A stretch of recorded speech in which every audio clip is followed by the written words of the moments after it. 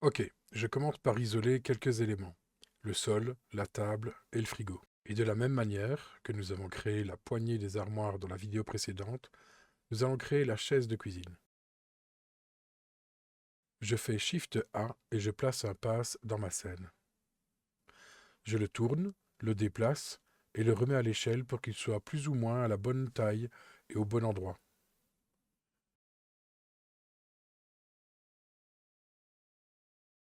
Je vais essayer de refaire cette forme. Je ne vais faire que la moitié de la chaise. L'autre moitié sera dupliquée ensuite. En Edit Mode, je modifie les différents poids de mon pass.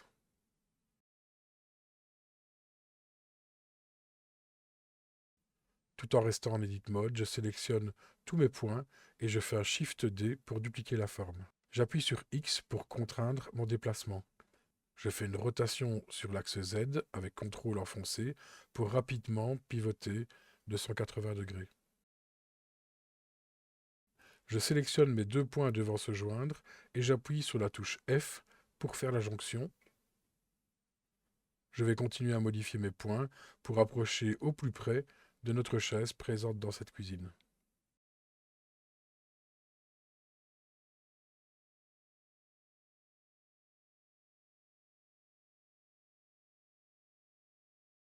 La forme 2D me semble OK. Je vais créer un cercle pour former le tube.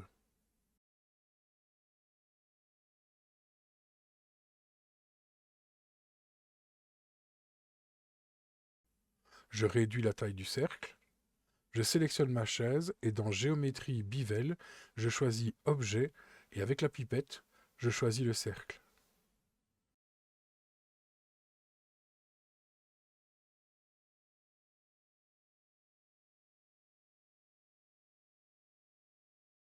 Je peux sélectionner mon cercle et le mettre à l'échelle afin d'ajuster la taille du tube de chaise.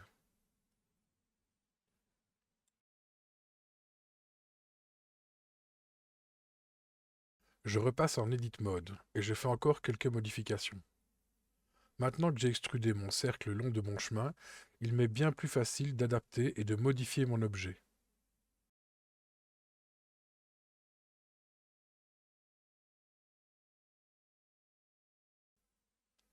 Mon objet de base a l'air OK.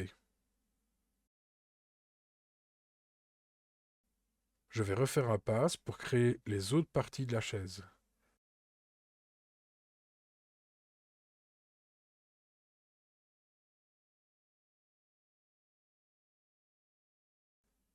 Je duplique, j'appuie sur N et je vais mettre l'axe Y à -1. Cela nous fera un miroir rapidement. Je termine ma chaise avec un cylindre auquel j'applique un modificateur Simple Deform.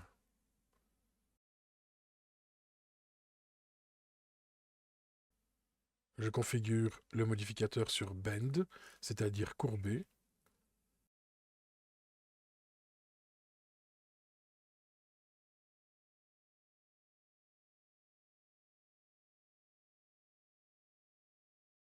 Je crée d'autres cylindres pour terminer la chaise. Je crée un cube qui va me servir à créer l'assise de la chaise.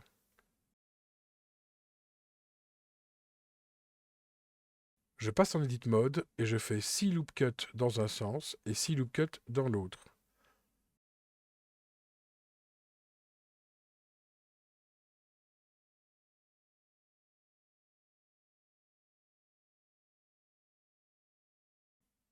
J'ajoute un modificateur Subdivision Surface afin d'augmenter le nombre de polygones de cet objet. En Edit Mode et avec X-Ray activé, je modifie mon assise de chaise.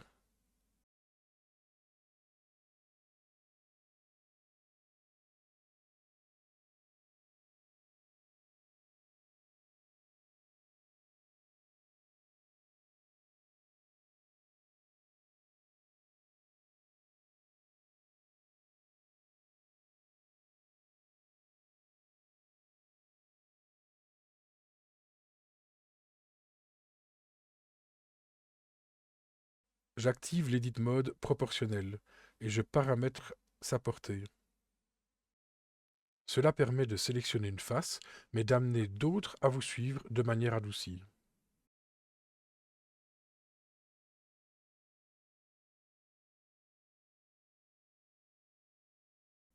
Je vais pouvoir simuler une assise un peu fatiguée et donner plus de réalisme à notre objet.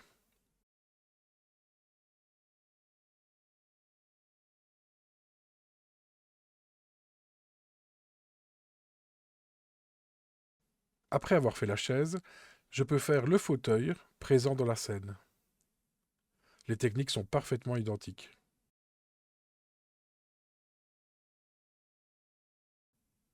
Il nous restera à faire les coussins pour terminer. Avec la technique pour créer une bouteille, apprise dans la vidéo précédente, je crée des verres, des vases, des pots. Nous allons maintenant observer les matériaux présents dans cette scène. On peut vite constater qu'il y a des matériaux qui ont l'air de se ressembler. Le noir du mur, des meubles, de la chaise, mais aussi des lampes de cuisine. Tous ces matériaux sont noirs, mais parfois en bois, parfois en métal. Même s'ils sont tous noirs, ils ne sont pas tous identiques. Pour attribuer un matériau à un objet, je le sélectionne et je vais sur l'icône le plus bas de notre menu vertical. Je vais sélectionner le mur du fond et créer un matériau noir que je vais appeler Blackwall.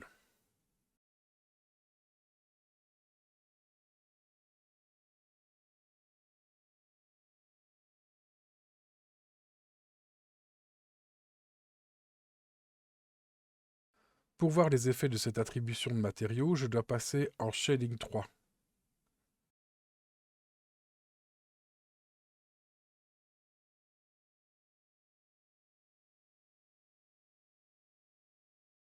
Je vais sélectionner ma crédence et je ne vais pas lui créer un nouveau matériau, mais lui attribuer le matériau Blackwall, ou Blackwall en l'occurrence.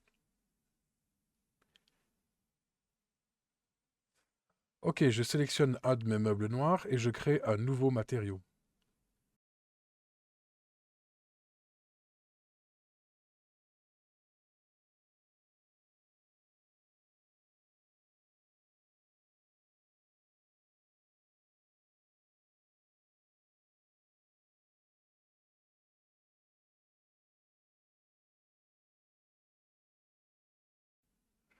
Je l'applique aux autres matériaux.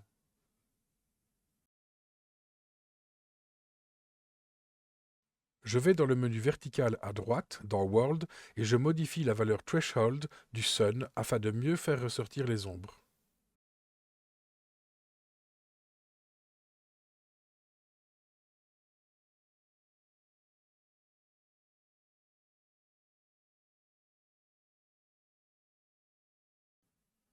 Je vais continuer à créer des matériaux pour tous mes objets. Je commence par l'arche en créant un matériau couleur bois clair.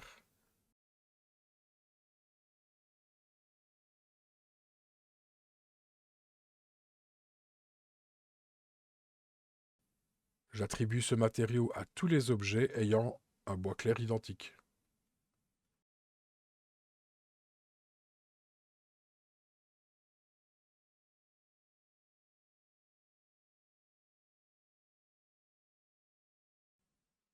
Je crée un matériau black metal pour ma chaise. Je vais aussi l'attribuer à l'armature de mon fauteuil.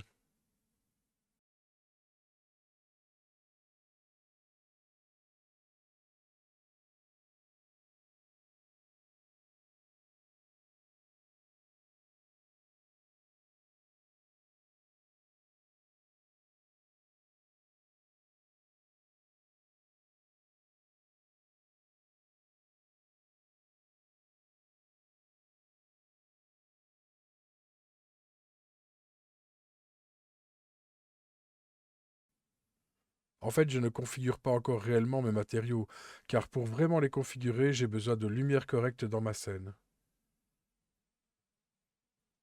Ok, j'ai également réalisé les deux lampadaires au-dessus de la table. Il s'agit d'un cône, d'un cylindre, et pour l'abat-jour de la lampe, j'ai utilisé les mêmes techniques vues pour les bouteilles dans la vidéo précédente.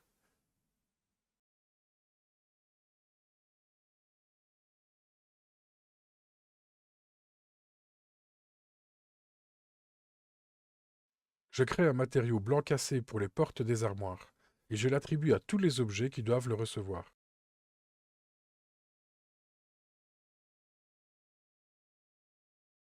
Je crée également un matériau pour le plan de travail.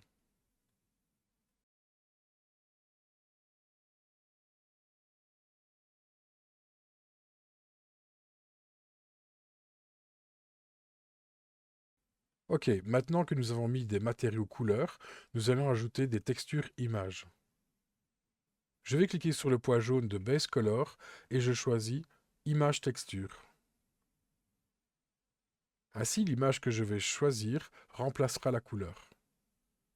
Je clique sur Open et je vais chercher mon image de bois clair. Si je me rapproche, je vois que ma texture est bien présente sur mes objets.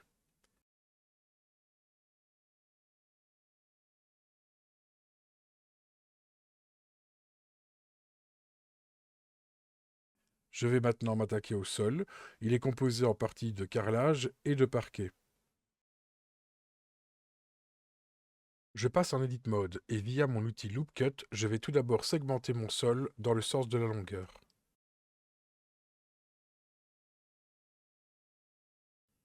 Avec la fonction Factor, je vais pouvoir déplacer ma ligne de cut et venir la placer correctement comme sur la photo.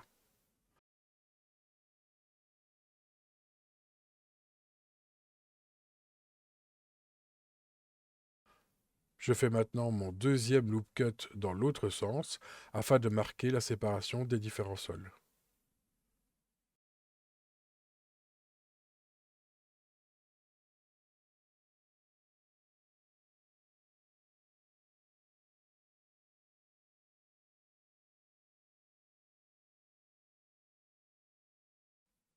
Je vais attribuer un premier matériau à mon sol.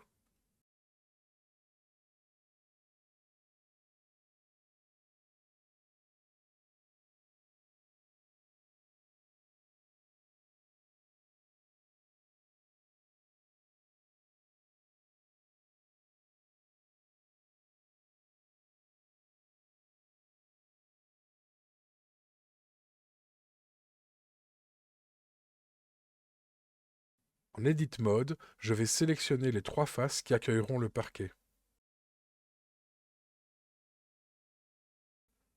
Et je vais cliquer sur le petit plus pour ajouter un nouvel emplacement pour mon deuxième matériau.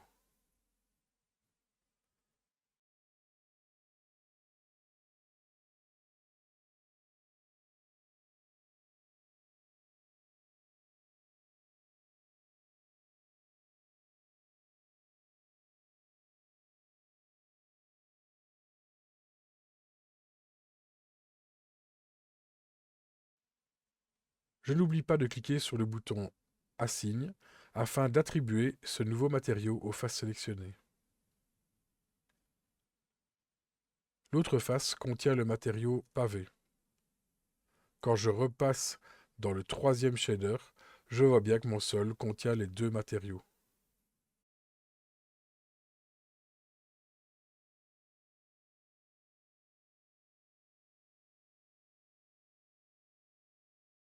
Je vais pouvoir faire un image texture sur mon matériau de pavé et aller choisir une texture adéquate.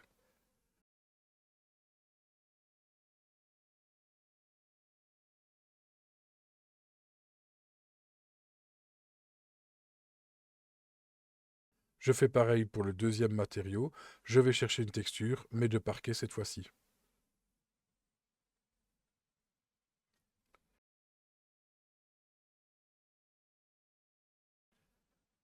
J'ai bien mes deux textures aux deux emplacements qui avaient été définis. Maintenant, il va falloir adapter ces textures correctement.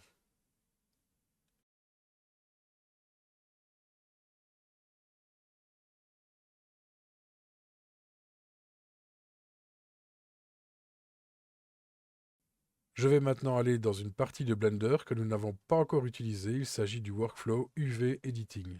Il va nous permettre d'ajuster nos textures pour que cela ressemble un peu plus à la photo. L'UV Editing se compose de deux parties. À gauche, votre texture à adapter sur votre objet et à droite, une vue de votre scène. Je vous conseille de faire défiler avec la roulette le menu du dessus pour vous faire réapparaître les shaders et activer le troisième. Je vais sélectionner les 3 faces qui accueillent le parquet de mon sol. On peut voir dans la partie gauche comment sont représentées mes faces sur ma texture. Je les sélectionne, ce qui me permet de les mettre à l'échelle, de leur appliquer des rotations et de les déplacer. Attention, quand j'agis de la sorte dans la partie de gauche, je ne bouge pas réellement mes faces. Le V-editing est plutôt une façon inversée d'adapter une ou plusieurs textures sur votre objet. Je peux faire pareil pour la zone d'écarlage.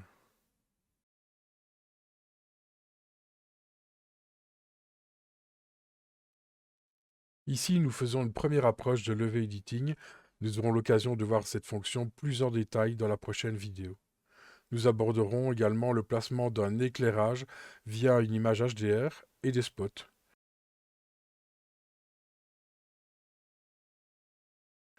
Nous verrons ensuite l'ajout d'une caméra et la configuration de votre premier rendu en image 3D via Eevee ou Cycle, les 2 moteurs de rendu livrés dans Blender.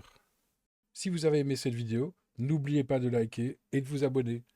Belle journée à vous!